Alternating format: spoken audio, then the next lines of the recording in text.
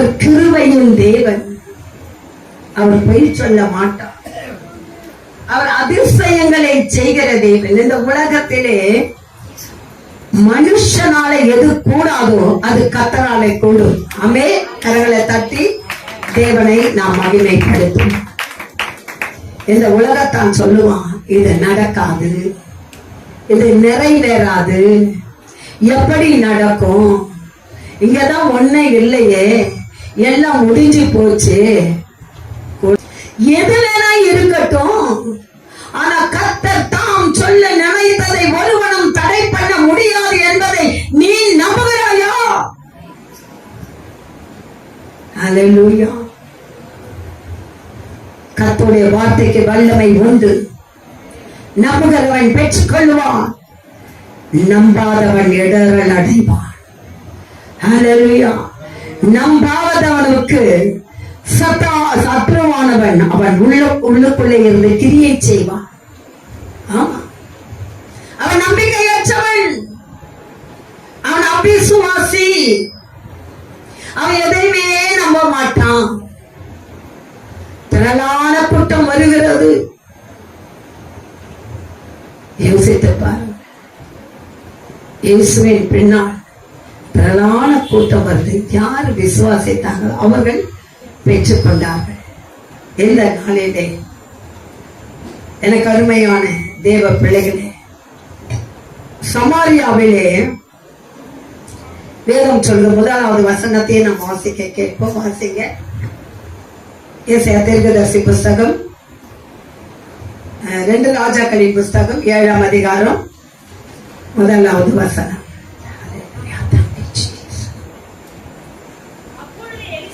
அப்பொழுது எலிசா, கர்த்தருடைய வார்த்தையை கேளுங்கள், நாளை இந்நேரத்திலே சமாரியாவின் வாசலிலே 1 மரக்கால் கோதுமை மா 1 சேக்கலுக்கும் 2 மரக்கால் வார்கோதுமை 1 சேக்கலுக்கும் விற்கப்படும் என்று யார் சொன்னாரா? யார் சொன்னது? யார் சொன்னது? கர்த்தர் சொன்னார் என்று தீர்க்கதரிசி சொல்லுகிறார். ஆனா இங்க வரவங்களை கேட்டு பாருங்க. அம்மா சொன்னாங்க. அம்மா சொன்னா சும்மா சொன்ன மாதிரி. அப்பா சொல்லணும். நாளா சொன்ன உடனே நடக்காது. ஏன்? நான் சொன்னாதான் நடக்கும், நீங்க சொன்னா நடக்காத? நடக்கும். அது உங்க விசுவாசம். அல்லேலூயா. ஆகவே இங்க சமாரியாவிலே இந்த வார்த்தை சொல்லப்படும் பொழுது ராஜாவுக்கு கைலாகு கொடுக்கிற பிரதானி ஒருவன் தேவனுடைய மனுஷனுக்கு பிரதியுத்தரமாக, கர்த்தர் வானத்திலே மதகுகளை உண்டாக்கினாலும் இது நடக்குமா? அதற்கு அவன், உன்னுடைய கண்களினாலே காண்பாய், ஆனாலும் அதிலே என்ன பண்ண மாட்டேன். பஞ்சம், நாட்டிலே கொடிய பஞ்சம், சாப்பாடு கிடைக்காத பஞ்சம். அந்த பஞ்சம் ஒரு பக்கம், அந்த நாட்டை முற்றுகையிட வந்து விட்டார்கள். யுத்தத்துக்கு வந்து விட்டாங்க, போருக்கு வந்து விட்டார்கள். இன்றைக்கும் கூட நாம் சில காரியங்களை பார்க்கிறோம். இவையெல்லாம் கர்த்தர் ஒரு காலத்திலே சொன்னது. வேதத்திலே வாசித்த காரியங்களை நாங்கள் வேதத்தை எடுத்து வாசிக்கவில்லை. நாங்கள் சிறு பிள்ளைகளாய் இருக்கும்போது அதை கேள்விப்பட்டு இருக்கிறோம். அல்லேலூயா. ஓரிடத்தில் இருந்து நீங்கள் எல்லாவற்றையும் காண்பீர்கள். டிவி வந்ததா இல்லையா? டிவியில பாக்குறோமா இல்லையா? நம்ம முன்னோர்கள் பார்த்து இருப்பாங்களா? யுத்தம் நடக்கிறது, இன்னைக்கு சட்டசபையில பேசுறது எல்லாம் பாக்குறாங்களா? அதுல பார்த்தது கிடையாது. ஆனா இன்றைக்கு ஒரு சின்ன பெட்டிக்குள்ள நடக்கிற எல்லா ஒவ்வொரு காரியங்களும் நம்ம காண முடிகிறது. இது தேவன் சொன்ன வார்த்தை. காலங்கள் வரும், அப்பொழுது ஓரிடத்திலே நின்று இந்த உலகத்திலே நடக்கிற சகல சம்பவங்களையும் நீங்கள் காண முடியும். நடக்குதா இல்லையா? நடக்குதா இல்லையா? யார் யோசிக்கிறீங்க? இத யோசித்து பாருங்க. அந்நாட்களிலே சமாள கொடுமையான பஞ்சம், புறாக்களுக்கு போடுகிற பயிர் பயங்கரமான, அதாவது உங்க பாஷையில சொல்லணும்னு சொன்னா ஒரு கிலோ, இப்ப கிலோ தான் படி கிடையாது, 1 கிலோ அரிசி 1000 ரூபாய் விற்குதுன்னு வச்சுக்கோங்க. வாங்க முடியுமா? முடியாது. நீங்க பாருங்க, நம்ம கண்ணால பாக்குற யுத்தம் நடக்குதாங்க. எங்கேயோ யுத்தம் நடக்குது. எங்க விலைவாசி ஏற்றிட்டாங்களா இல்லையா? ஏன்? போக்குவரத்து இல்லை. பண்டம் மாற்றுகிறதான் நாடுகள் ஒரு நாட்டிலிருந்து இன்னொரு நாட்டுக்கு அவர்களிடத்தில் இருக்கிற பொருளை கொடுத்து இந்த நாட்டிலே இருக்கிற பொருளை அவர்கள் வாங்கிக் கொள்வார்கள். இதுதான். இப்ப இது ஸ்தம்பித்து நிற்கும் பொழுது பொருட்கள் கிடைக்கவில்லை, விலைவாசி அதிகமாய் இருக்கிறது. இன்றைக்கு ஏதோ கொஞ்சம் கொடுத்து வாங்கி நாம் சாப்பிட்டுக் கொண்டிருக்கிறோம். இன்னும் கஷ்டமான காலங்களில் நாம் வரப்போகிறது. அதுதான் இயேசுவின் வருகைக்கு அடையாளம். நம் தேவனாகிய கர்த்தர் நான் மீண்டும் வருவேன் என்று சொல்லிவிட்டு போனாரே, அதற்கு அடையாளங்கள் தோன்றிவிட்டது.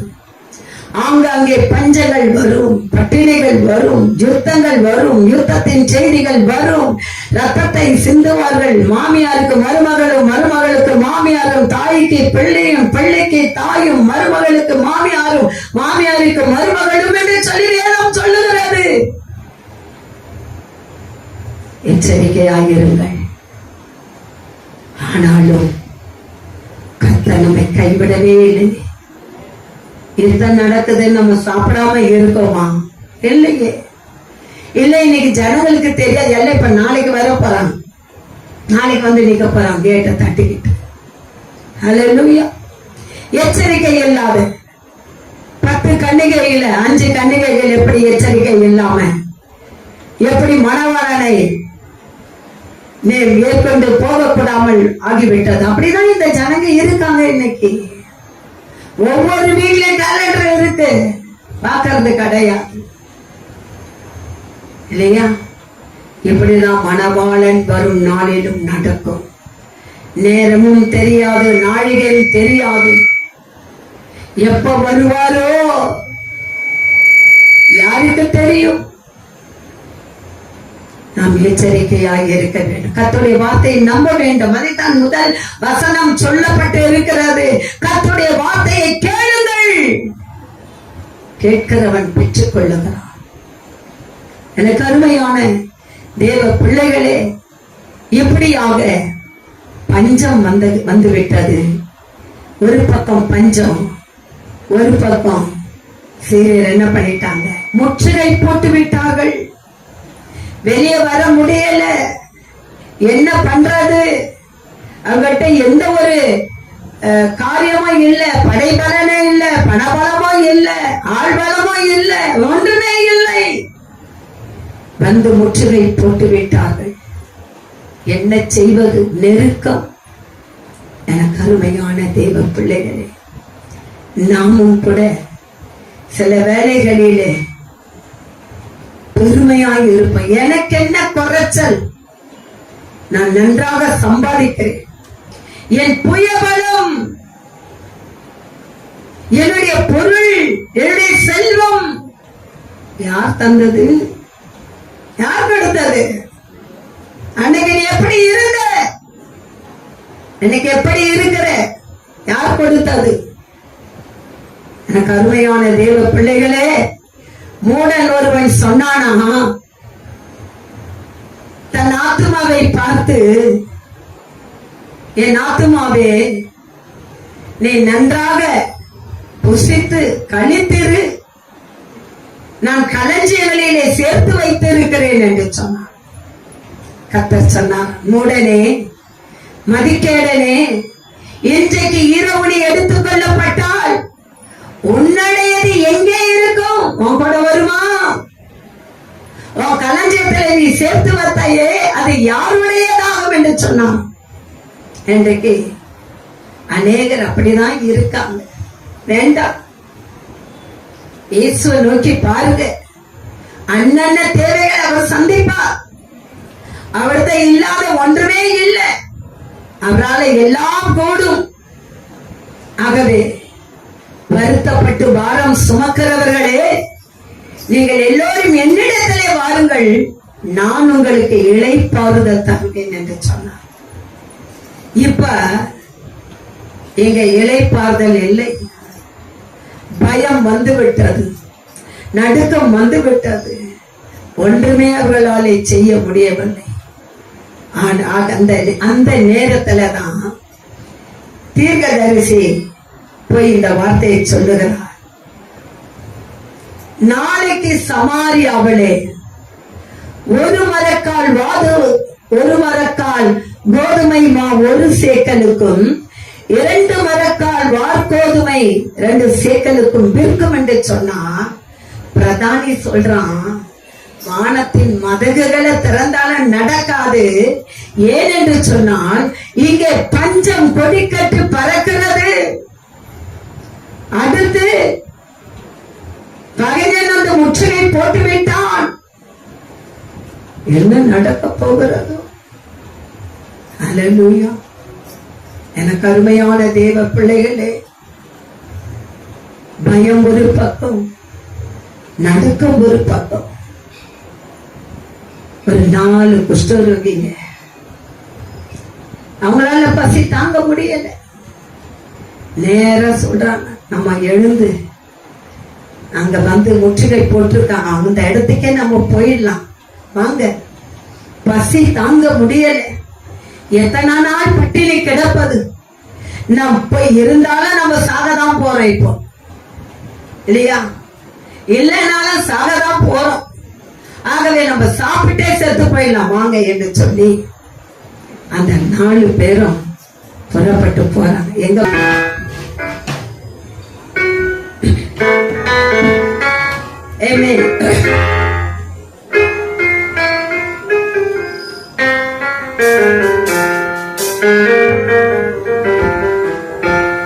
காலங்கள் கடந்து போனதே,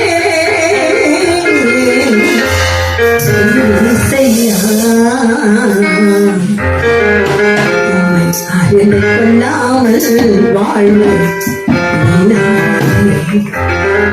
தெரிந்து கொள்ளாமல் வாழ்வு. காலங்கள் கடந்து போனதே, என்னை செய்யார் உமை அறிந்து கொள்ளாமல் வாழ்வு. உமை தெரிந்து கொள்ளாமல் வாழ்வு. காலங்கள் கடந்து போனதே,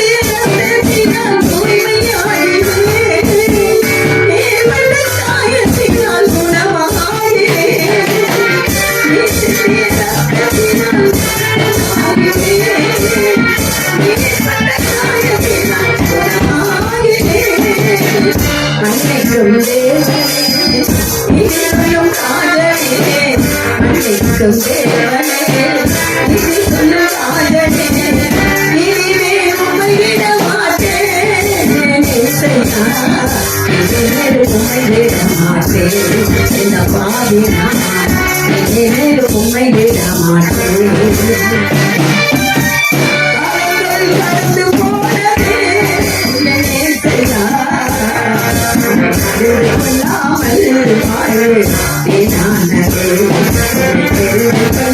வாழ்வு மன்றாடி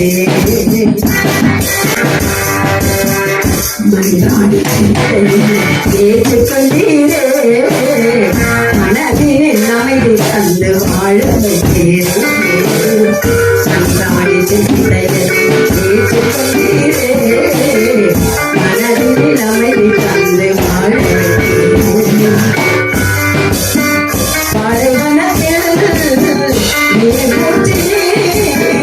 சொலைவனமாய் வந்து வாழ்வு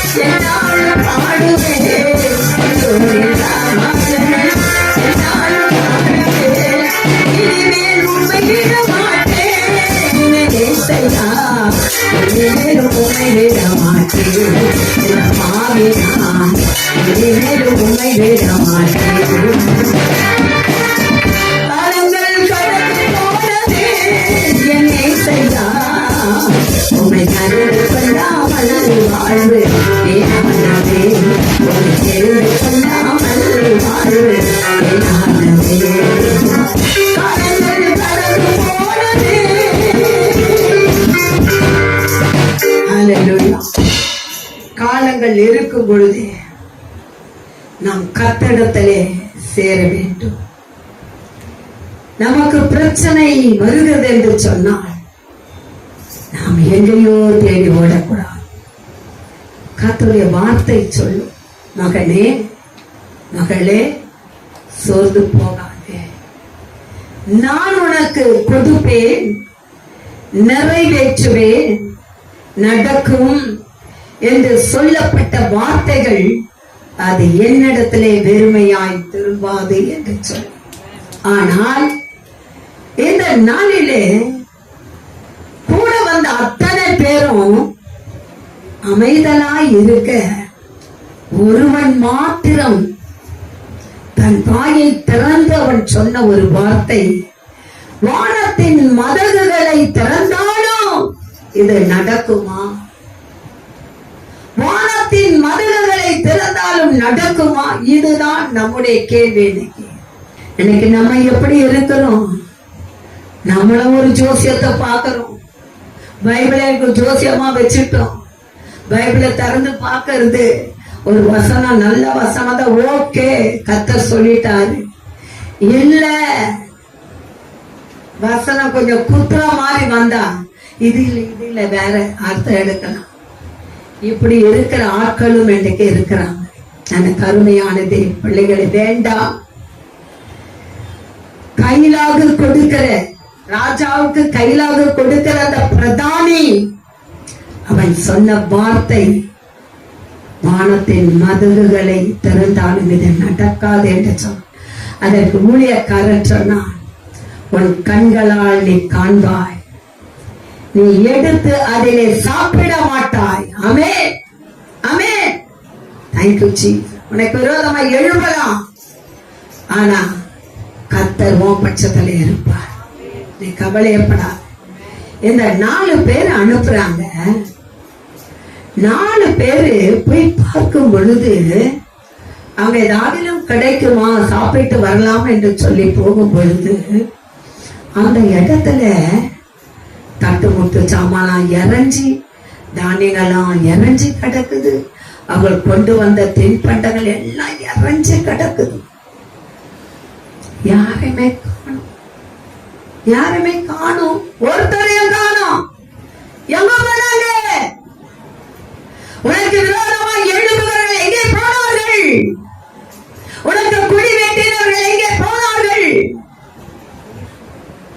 எனக்கு அருமையான தேவ பிள்ளைகளே, 4 குஷ்டர்கள் வந்து பார்க்கணும் என்ன. அதுல 2 பேர் சொன்னா, நம்ம போயிட்டு ராஜா கிட்ட சொல்லலாம் என்ன நடந்தது. என்ன நடந்தது? எனக்கு அருமையான தேவ பிள்ளைகளே, அன்று இரவு முற்றுகை போட்ட அன்று இரவு, நாளைக்கு யுத்தம் நடக்க போகிறது. ஜனங்கள்லாம் பயந்துகிட்டு இருக்காங்க. கர்த்தரை நோக்கி கூப்பிடுறாங்க. என்ன நடந்தது? கர்த்தர் சூழ்நிலையை மாற்றி போட்டார். எப்படி மாற்றினாரு? அங்கே வந்த சோல்ஜர்ஸ் அவர்கள் அன்றைக்கு படுத்து உறங்கிக் கொண்டிருக்கிற வேளையிலே ரதங்களின் இரைச்சலையும் குதிரைகள் ஓடுகிற சத்தத்தையும் அவர்கள் காதுகளிலே ஒலிக்க பண்ணார். எந்த குதிரையும் வரல, எந்த ரதமும் வரல, எதுவுமே வரல. அவர்கள் சொல்றாங்க, ஐயோ இவங்கிட்ட ஒன்னும் இல்லைன்னு சொல்லி நம்ம படையெடுத்து வந்துட்டோம். ஆனா இவனோ பக்கத்து நாடுகளில் இருந்து கூலி பொருத்தி கொண்டு வந்து நம்மை துரத்துவதற்கு இப்படியாய் வந்து கொண்டு இருக்கிறான். சத்தம் கேட்கிறது, எழுதுருங்கள், எழுதுருங்கள், ஓடுங்கள், புறப்படுங்கள், தப்பித்தோம், பிழைத்தோம் என்று சொல்லி ஓட்டம் பிடிச்சாங்க. அங்க எந்த குதிரையும் வரல, எந்த ரதமும் வரல, எந்த மனுஷனும் வரல. என் தேவன் பாவனையாக உண்டு பண்ணின சத்தம். கர்த்தருக்கு ஒரு அல்லேலூயா சொல்லுவோமா? அல்லேலூயா. எதுவுமே இல்ல. இந்த சத்தத்தை கேட்டு அவர்கள் பயந்து தாங்கள் கொண்டு வந்த தட்டுமுட்டு ஜாமான்களையும் தானியங்களையும் இருந்த வண்ணமாய் போட்டுவிட்டு அவர்கள் ஓடி போனார். அவர் அதிசயங்களை செய்கிற தேவன் அல்லவா? எனக்கு அருமையான தேவ பிள்ளைகளே, அவர் அதிசயங்களை செய்கிறவர், ஆச்சரியங்களை உண்டு பண்ணுகிற கர்த்தர். அவன் சொன்னானே, வானத்தின் மதகுகளை திறந்தான். நடக்குமா? இப்போது ராஜாவுக்கு அறிவிக்கப்படுகிறது. ராஜா சொல்லுகிறான், இவங்க சொல்றத நம்ப முடியல, எதற்கா நீங்க போய் பார்த்துட்டு வாங்க. நம்மகிட்ட ஒரு 4 குதிரை மட்டும் தான் இருக்கு, வேற ஒண்ணும் இல்லை நம்மகிட்ட. சரி, எடுத்துட்டு போங்க, பார்ப்போம். அவள் போய் பார்த்து விட்டு திரும்பி வந்து சொல்லுகிறாங்க, உண்மையானதே, நம்மை முற்றுகை போட வந்தவர்கள் ஓடி போய் விட்டார்கள். அவள் கொண்டு வந்த தானியங்களும் தட்டுமுட்டு சாமான்களும் நிறைந்து கிடக்கிறது.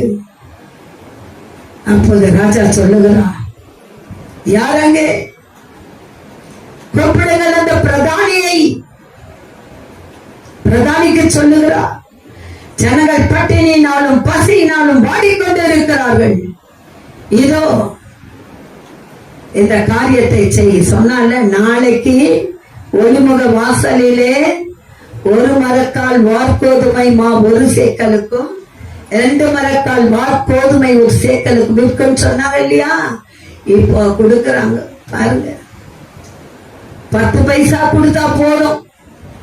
1 மரக்கால் வார்கோதுமைமா ஒன்னும் இல்லை, 2000 கொடுத்தாங்க. அந்த வெள்ள நிவாரண நிதி எத்தனை பேர் செத்தான்?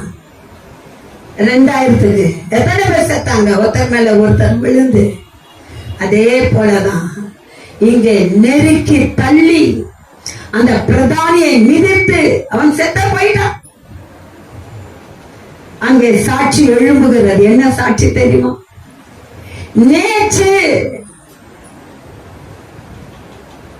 தீர்க்கதரிசி சொன்னார், நாளைக்கு சமாரியாவிலே ஒளிமுக வாசலே இந்த சம்பவம் நடக்கும் என்று சொன்னான். அதற்கு பிரதானி சொன்னார், வானத்தின் மதகுகளை திறந்தாலும் அது நடக்காது என்று சொல்லி.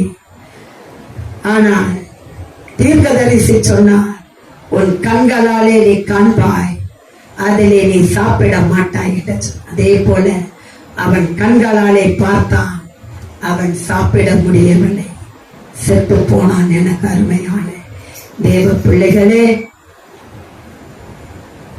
தேவனாகிய கர்த்தர் நம்முடைய வாழ்க்கையிலே நடக்குமா?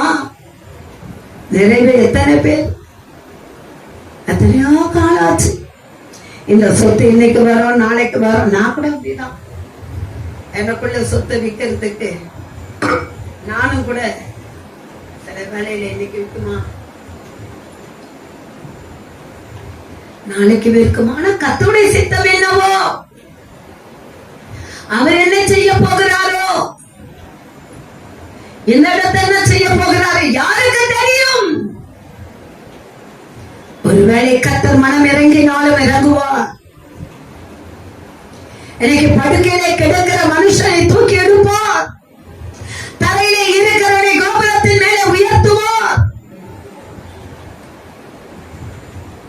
குப்பையிலே கிடக்கிறவனை தூக்கி எடுப்பார். யாருக்கு தெரியும்? யாருக்கு தெரியும்? எனக்கே தெரியாது நான் இன்னைக்கு இப்படி நின்று இருப்பேன்னு சொல்ல. என்னுடைய நிலைமை அப்படி அந்த காலத்திலே.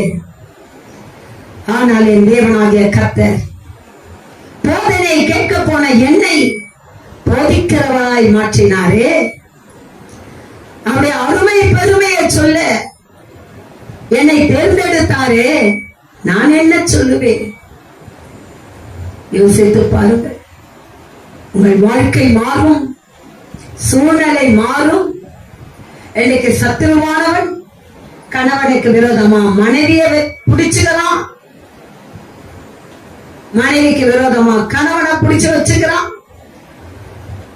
இருவருக்கும் விரோதமா பிள்ளைகளை பிடிச்சுக்கிறான். இதுவே அவருடைய பெரிய வேலையாய் இருக்கிறது. அதிலே தப்பித்தோம் பிழைத்தோம் என்று சொல்லி வருகிறவர்கள் தான் கர்த்தரை தேடி வந்து காத்திருந்து விசுவாசித்து தேவன் கொடுக்கிற ஆசீர்வாதத்தை பெற்றுக் கொள்ளுகிறார்கள். ஹல்லேலூயா. உண்மையாகவே இந்த உலகத்திலே நடக்கக்கூடாத காரியங்களை கர்த்தர் ஒரு வார்த்தை சொல்லிட்டார்னா அதுக்கு அப்பீலே கிடையாது. அதை யாரும் தடுத்து நிறுத்த முடியும். பாவனையா சத்துரு வருவான், அவ்வளவுதான் போச்சு. நான் சொன்ன இல்ல, அவ்வளவுதான். இனி அவங்க எழுந்திருக்கவே மாட்டாங்க. பிள்ளைகளை குறித்து பிள்ளைகளை வஞ்சிக்கிறார்கள், பிள்ளைகளை வேதனைப்படுத்துகிறார்கள், பிள்ளைகள் நிமித்தமாய் பெற்றோர்கள் கண்கலங்கி நிற்கிறார்கள் என்ற நாட்களிலே எத்தனை குடும்பங்கள் இது நடக்கிறது. கர்த்தர் விட்டாரா? விட்டாரா? தம்முடைய தூதனை அனுப்புகிறார். ராஜாக்கு சொல், யாரங்கே கூப்பிடுறார் தூதனை. யாரங்கே? தூதனை அனுப்புகிறார். போ, என் பிள்ளைக்கு அங்கே ஒரு கேடு உண்டாகி இருக்கிறது, என் பிள்ளைக்கு விரோதமாய் இந்த காரியம் நடந்து இருக்கிறது, அவருடைய முன்னேற்றத்துக்கு விரோதமாய் எழுப்பி இருக்கிறது, அவருடைய வேலை ஸ்தலத்துக்கு விரோதமாய் எழுப்பி இருக்கிறது, அவருடைய சுகத்துக்கு விரோதமாய் எழுப்பி இருக்கிறது. அனுப்புகிறார். ஒவ்வொருவருக்கு ஒவ்வொரு தூதன் புறப்பட்டு போய் கொண்டு இருக்கிறார். எனக்கு அருமையான தேவ பிள்ளைகள், தேவனாகிய கர்த்தர் அவர் இரக்கமுள்ளவர், அவர் இரக்கமுள்ள தேவன், அவர் கிருபை உள்ளவர், அவர் வாக்கு மாறவே மாட்டார். ஹல்லேலூயா. ஏசாயா தீர்க்கதரிசி புத்தகத்திலே 37ஆம் அதிகாரத்திலே இங்கே சொல்லப்பட்டு இருக்கிறது. ராஜாவாகிய எசேக்கியா ஹல்லேலூயா வஸ்திரங்களை கிழித்து ரட்டு உடுத்திக் கொண்டு கர்த்தருடைய ஆலயத்திலே பிரவேசித்து இவர்கள் அவனை நோக்கி, இந்த நாள் நெருக்கமும் கண்டிதமும் தூஷணமும் அனுபவிக்கிற நாள், பிள்ளை பேரு நோக்கி இருக்கிறது, பெறவோ பலன் இல்லை. பிரச்சனைகள், போராட்டங்கள். எனக்கு அருமையான தேவ பிள்ளைகளே, எசேக்கியாவை ஒரு முறை அல்ல 2 முறை அவர் எச்சரிக்கிறார். அவனுக்கு முதலாக அந்த ஒரு காரியம் என்னவென்று சொன்னார். எனக்கு அருமையான தேவ பிள்ளைகளே, எசேக்கியா வியாதியிலே படுத்துக் கொண்டிருக்கிறார். வியாதி அவனை நெருக்கிக் கொண்டு இருக்கிறது. அவன் படுக்கையிலே கிடக்கிற பொழுது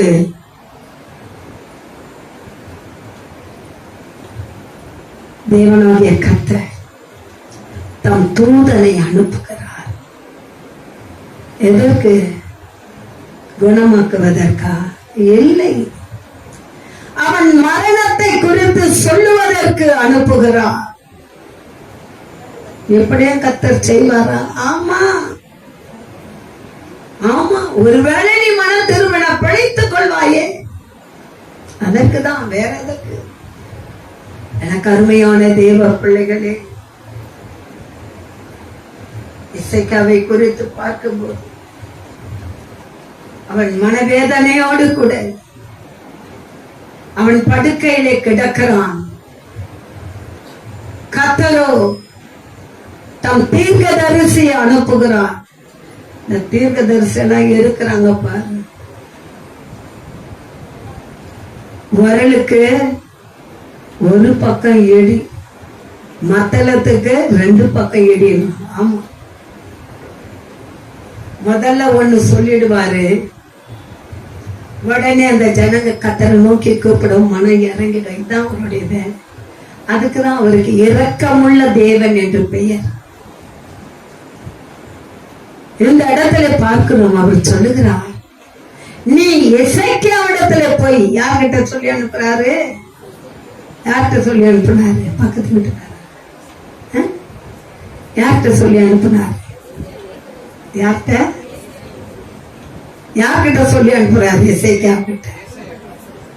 ஏசாயாத்தை சொல்லி உங்ககிட்ட கேட்கலாம் கொஞ்சம், ஏன்னா வேற வாசிக்கிறாங்களா இல்லையான்னு இது தெரிஞ்சிடும்.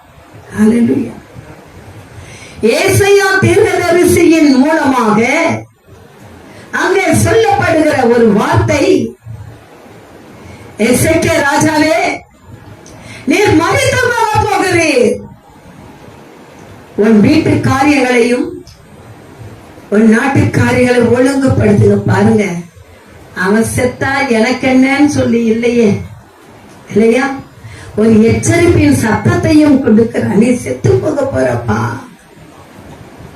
அதுதான் சொன்ன, ஒருவேளை கர்த்தர் மனம் திரும்பி மனம் வைத்து நம்ம மாற்றினாலும் மாற்றுவார். இதான் சொல்றேன். யோசி, இந்த வார்த்தை சொன்ன உடனே அவன் சுவர்புறமாக திரும்பி அவன் கண்ணீர் விட்டு கதறுகிறான். கர்த்தாவே, நான் உனக்கு நலமானதை செய்தேன் என்பதை நினைத்து பாரும். யோசிச்சு பாருங்க, நீங்க நம்ம என்ன செஞ்சிருக்கோம்? நீங்க ஒன்ன செய்யலானாலும் பரவாயில்லை, பொல்லாப்பு செய்யாதீங்க, நீங்க எதையும் செய்ய வேணாம். கர்த்தர், நீங்க எல்லாம் நல்ல பிள்ளைங்க தான், அன்னைக்கு வந்திருக்கிறவங்க எல்லாம். யோசித்து பாரு, ஊழியத்துக்கு விரோதமா, சபைக்கு விரோதமா ஏதோ ஒரு வார்த்தை தப்பி தவறி வந்துடக் கூடாது. அடுத்த நிமிஷமே அது அந்த பூச்சி பறந்து போகுது பாரு, அது பறந்து போய் எங்க போய் அது விழுமோ அங்க விழுந்துடும். அது முளைச்சி சும்மா இருக்காது, அது கொஞ்சம் காரியத்தை வெளியிடும்.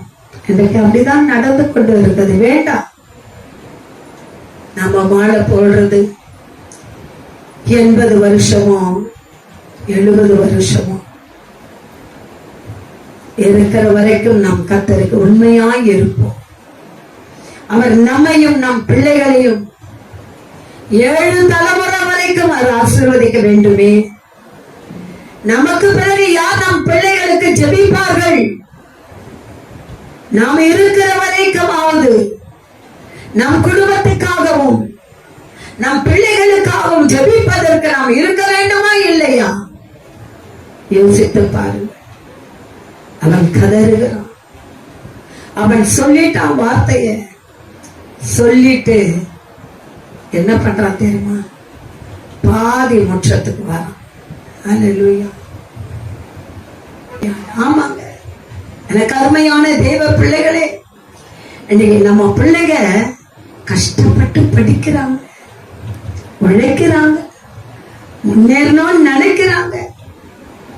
பெற்றோரும் ஆசையா காத்திருக்கிறாங்க, என் பிள்ளை முன்னேறுவானா, என் மகள் முன்னேறுவாளா, என் பிள்ளைக்கு நல்ல சீட்டு கிடைக்குமா? சத்துரு பார்க்கறான், இல்ல இல்ல இல்ல இல்ல, முன்னேறி விடக்கூடாது, எப்படியாவது தள்ளிட விட வேண்டும். புரளிய கிளப்பி இந்த இடத்துல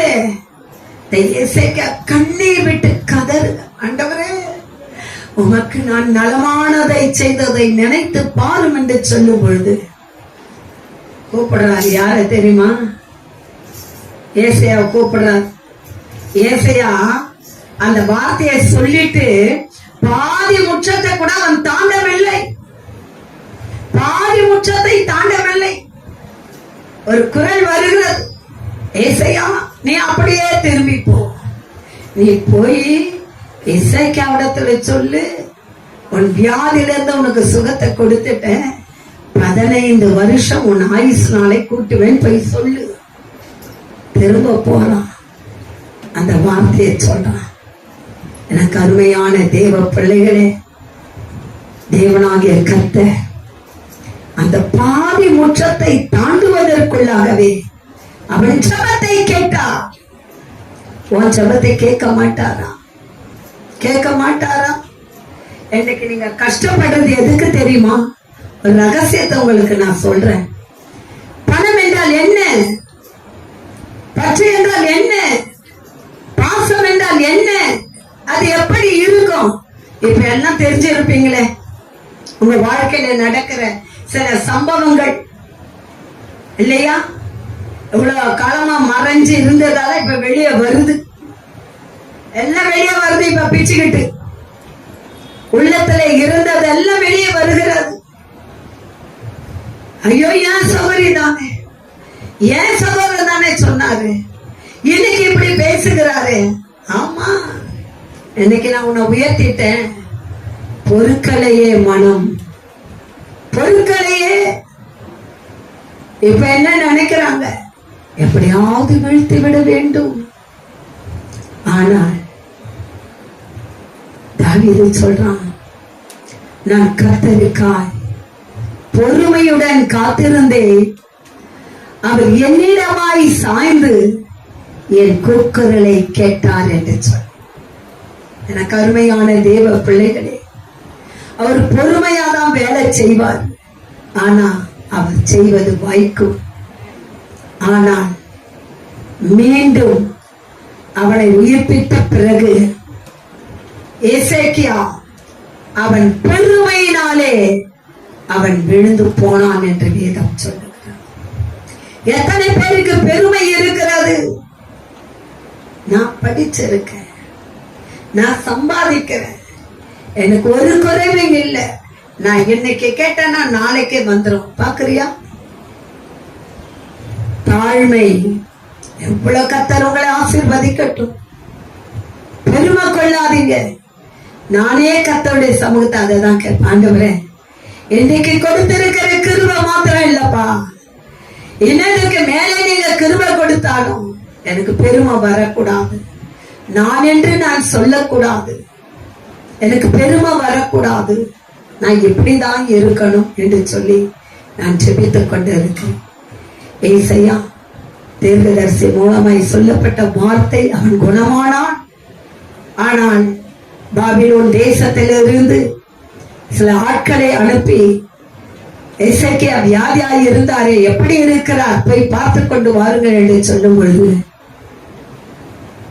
அவனை பார்க்க வந்தவிடத்து அவள் என்ன சொல்லி இருக்க வேண்டும்?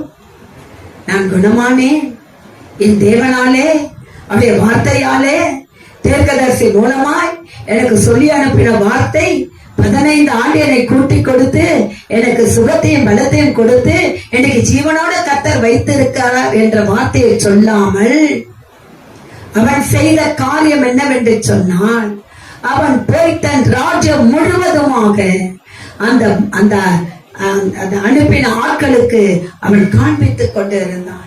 கர்த்தர் பார்க்கிறார், எசேக்கியா எங்கே இருக்கிறார்? இங்கதான் ஆண்டவரே இருக்கிறார். என்ன செய்து கொண்டு இருக்கிறார்? இது பாபிலோன் தேசத்திலே வந்த ஆட்களுக்கு என்னுடைய சொத்துக்கள், என்னுடைய காரியங்கள் எல்லாவற்றையும் நான் காண்பித்துக் கொண்டு இருக்கிறேன். அப்படியா? எல்லாவற்றையும் காமிச்சிட்டியாப்பா? ஆமா. பொக்கிஷ சாலை வரை நான் காண்பித்து விட்டேன். பெருமை. கர்த்தர் சொல்லுகிறார், நாளைக்கு உன் பிள்ளைகள் அந்த தேசத்திலே காவல்காரர்களாய் இருப்பார்கள். ஆமென். பெருமை உள்ளவனுக்கு கர்த்தர் எதிர்த்து நிற்கிறார். எவ்வளவனா உயர்த்தட்டும், நீங்க ராஜாவா கூட இருங்க, ஆனா உங்க தேவனுக்கு அடிப்படையுங்கள். ஆகவே எனக்கு அருமையான தேவ பிள்ளைகளே, அவர் கோபத்தினாலே சில காரியங்களை அவர் கடிந்து கொண்டாலும் அந்த கடிந்து கொள்ளுதல் எனக்கு ஏற்றது, எனக்கு நல்லது. இந்த கடிந்து கொள்ளுதல் நிமித்தமாய்தான் இன்றைக்கு நான் எல்லாவற்றையும் பெற்றுக் கொண்டேன் என்று நாம் சாட்சி கொடுக்க முடியும். ஆகவே நமக்கு வருகிற பொல்லாப்பை குறித்து கவலைப்படாதீங்க. எந்த இடத்திலே நீங்கள் விழுந்து போக முடியாது சத்துருங்களுக்கு விரோதமாய் எழுப்பினானோ அதே ஜனங்களுக்கு மத்தியிலே, அதே இனத்தாருக்கு மத்தியிலே, அதே விழுந்து போகக்கூடிய சூட்சமம் பண்ணின ஜனங்களுக்கு மத்தியிலே அவர்கள் தலை கவிழ்ந்து போகும்படியாய் கர்த்தர் தலைகளை நிமிர பண்ணுவார். ஹல்லேலூயா. உங்கள் தலைகள் நிமிர பண்ணும். அவர் கண்டும் காணாதவர் போல இருக்க மாட்டார். ஹல்லேலூயா.